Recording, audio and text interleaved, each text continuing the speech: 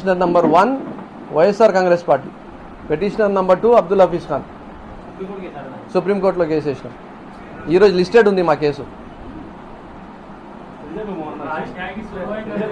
ఈరోజు number 36 number పైన listed ఉంది. అందరికీ నమస్కారం, అస్సలాం అలైకుం. ఈరోజు వక్ఫ్ చట్టం పైన ప్రతి ఒక్కరూ మాట్లాడుకోవడం జరుగుతుంది. వేలాది మంది బయటికి వచ్చి నిరసన తెలపడం జరుగుతుంది. నెల్లూరులో ఉండని, కడపలో ఉండని, అనంతపూర్లో ఉండని, మరియు నర్సరావుపేటలో ఉండని, నంద్యాలలో ఉండని, ప్రతి ఒక్క నగరంలో కూడా ఈరోజు వేలాది మంది ముస్లిం సోదరులు వక్ఫ్ చట్టం పైన వ్యతిరేకంగా నిరసన తెలుపుతున్నారు. కానీ తెలుగుదేశం పార్టీలో ఉండే నాయకులకు మాత్రము మా మనోభావాలు అర్థం కావడం లేదు. ఈ చట్టం వల్ల ఎలాంటి నష్టం జరుగుతుంది అనేది అర్థం కావడం లేదు.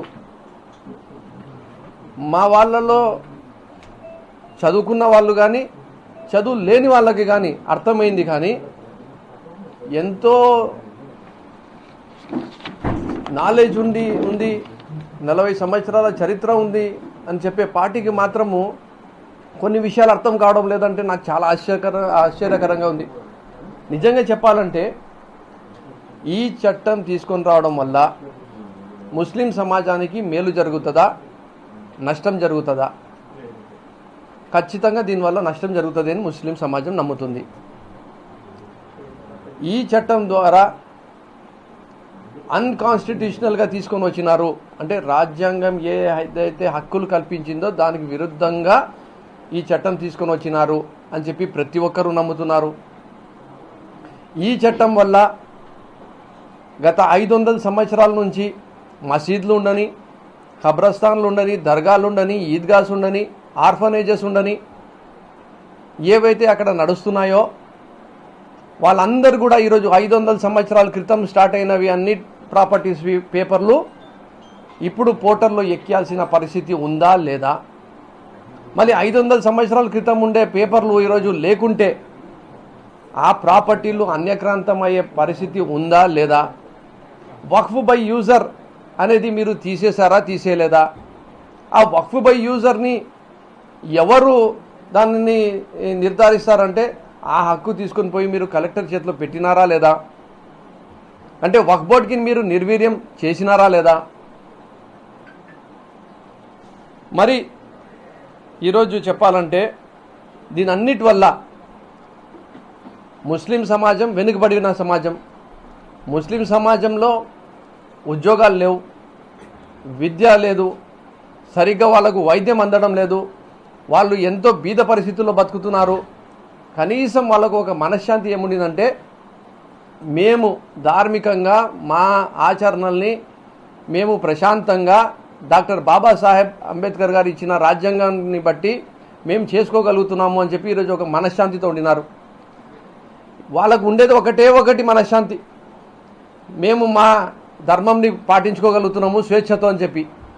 ఆ స్వేచ్ఛని కూడా లేకుండా చేయడం కాదా ఈ యాక్ట్ వల్ల అని చెప్పి నేను సూటిగా అడుగుతున్నా.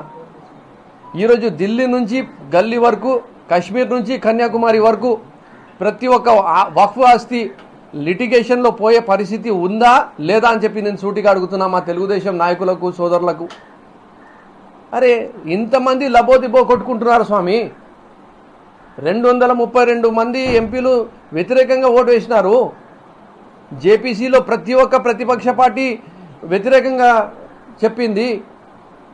ముస్లిం సమాజంలో ఉండే ఆల్ ఇండియా ముస్లిం పర్సనల్ లా బోర్డు ఉండని, జమాత్ ఇస్లామీ ఉండని, జమీయతే ఉలమా ఉండని, అహ్లే హదీస్ ఉండని, సున్నతుల్ జమాత్ ఉండని, తబ్లీగీ జమాత్ ఉండని, ఎవరికి అడిగినా ఒకటే మాట చెప్తున్నారు, ఇది రాజ్యాంగానికి వ్యతిరేకంగా ఉంది, మాకు ఈ చట్టం వద్దు, దీనివల్ల నష్టం జరుగుతుంది, దీనివల్ల ఎన్నో ఇబ్బందులకి గురి అవుతాము, ఎన్నో లీగల్ కేసెస్ అయిపోతాయి, అలాగే హిందూ ముస్లిం అని గొడవలు కూడా సృష్టించే వాతావరణంకి వస్తుంది, దీంట్లో ఏదైతే సోదర భావం ఉందో, ఏదైతే ఐక్యత ఉందో అది పోయే పరిస్థితులు వస్తాయి అని వాళ్ళు చెప్తుంటే తెలుగుదేశం పార్టీ నాయకులకు అర్థం కావడం లేదు. దాదాపు 20 నుంచి 30 మంది ముస్లిం ఎంపీలు ఉంటారు పార్లమెంట్లో. ప్రతి ఒక్కరు కూడా లేచి ఏం చెప్పినారు, ఈ బిల్లు వల్ల నష్టం జరుగుతుంది, ఈ బిల్లు తీసుకొని రావద్దండి అని చెప్పడం జరిగింది. వాళ్ళు ఓటు దానికి విరుద్ధంగా వేయడం జరిగింది. కానీ తెలుగుదేశం పార్టీ నాయకులకు మాత్రం అర్థం కావట్లేదు. బీజేపీ ఏమి చెప్తే అదే మీరు చేస్తున్నారు. మీరు ఏం చేశారయ్యా? లోక్సభలో ఓటేశారా లేదా? రాజ్యసభలో ఓటేశారా లేదా? తెలుగుదేశం పార్టీ సూటిగా అడుగుతున్నా. కానీ వాళ్ళ అబద్ధాలు ఎట్లా ఉంటాయంటే, మా ఫ్లోర్ లీడర్స్ మిథున్ రెడ్డి గారు ఉండని లోక్సభలో, రాజ్యసభలో వైవి సుబ్బారెడ్డి గారు ఉండని లేచి నిలబడి ఇది అన్కాన్స్టిట్యూషనల్ బిల్ ఉంది కాబట్టి, ఫండమెంటల్ రైట్స్ ఆఫ్ ద సిటిజన్స్కి వ్యతిరేకంగా ఉంది కాబట్టి మేము దీనికి ఓటు అగెయిన్స్ట్గా వేస్తున్నాము అని చెప్పడం జరిగింది. కానీ దుష్ప్రచారం ఎట్లా ఉంటుందంటే, తెలుగుదేశం పార్టీది ఓటు వేసింది వాళ్ళు, ఈరోజు ఎన్డీఏ కూటమిలో ఉండేది వాళ్ళు, ఈరోజు బీజేపీ పాలసీస్కి సహకరిస్తున్నది వాళ్ళు, ఈరోజు కేంద్రంలో ప్రభుత్వం నిలబడింది అంటే అది తెలుగుదేశం పార్టీ వల్ల అనేది అందరికీ తెలిసిన విషయమే. కానీ చెప్పేది ఏమి అంటే వైఎస్ఆర్ కాంగ్రెస్ పార్టీ పైన బురద వేసేయాలి. అరే బాస్, అట్లీస్ట్ మా దగ్గర గట్స్ ఉన్నాయి, మేము ఒక స్టాండ్ తీసుకున్నాము. ఎస్, మేము ముస్లిం సమాజానికి అన్కాన్స్టిట్యూషనల్ బిల్లు ఉంది, వాళ్ళ ఫండమెంటల్ రైట్స్ని వాళ్ళు అనగదొక్కే విధంగా ఇది ఉంది కాబట్టి మేము వాళ్ళని సపోర్ట్ చేస్తున్నామని చెప్పి ఎస్ మేము ఒక స్టాండ్ తీసుకున్నాము. ఒక్క స్టాండ్ మీరు క్లారిటీగా తీసుకోండి.